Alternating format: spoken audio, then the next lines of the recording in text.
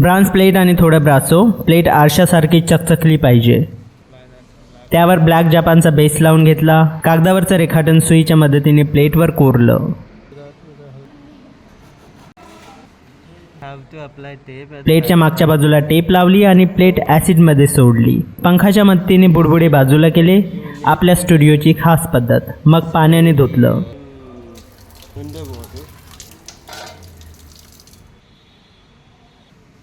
रॉकेल आणि साबणाने प्लेट पूर्ण स्वच्छ केली. तेलकटपणा अजिबात नको.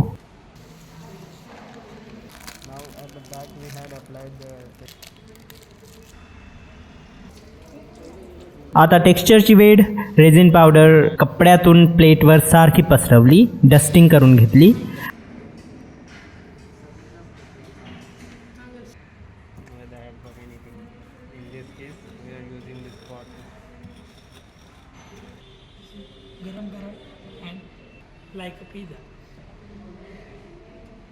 मग प्लेट गरम केली आणि पावडर फिक्स झाली. हे पहा ॲक्वाटिंटचं टेक्स्चर.